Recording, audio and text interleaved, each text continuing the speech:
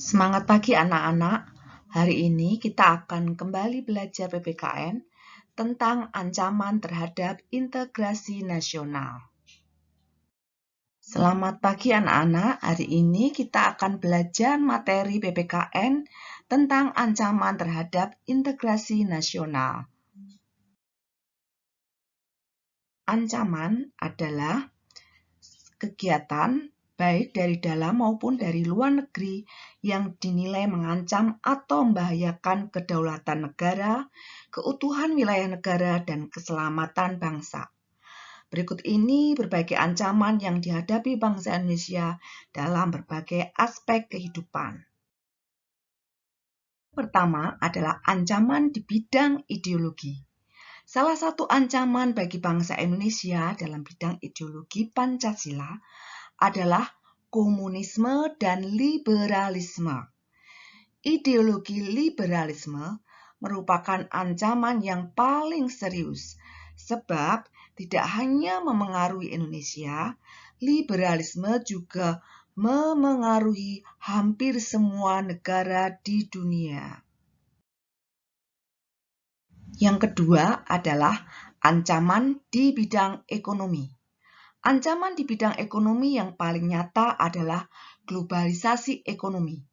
Dampak negatif dari globalisasi ekonomi adalah Indonesia dibanjiri produk asing, munculnya kesenjangan sosial yang tajam, koperasi sulit berkembang, cepat atau lambat, perekonomian dalam negeri akan dikuasai oleh bangsa asing.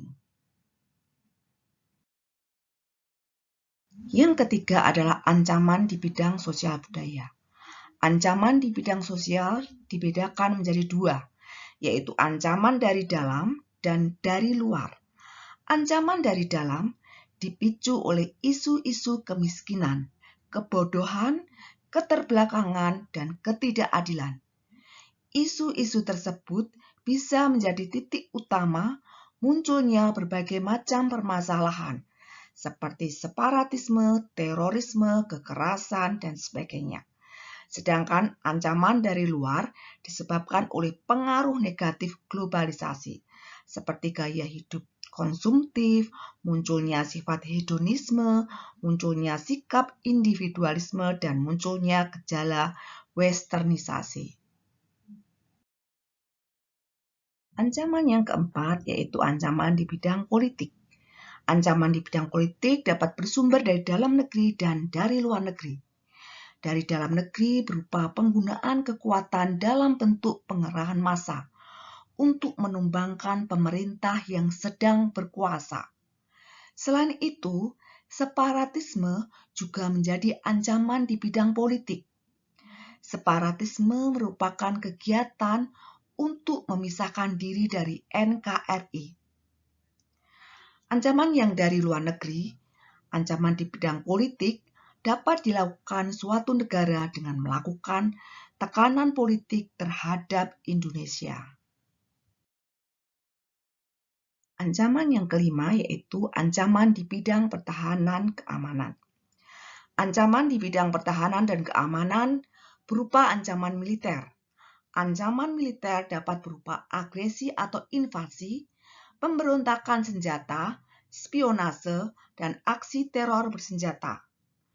Contoh ancaman di bidang pertahanan dan keamanan adalah agresi militer Belanda, pemberontakan PKI Madiun, G30 SPKI, pemberontakan DITII, dan lain sebagainya.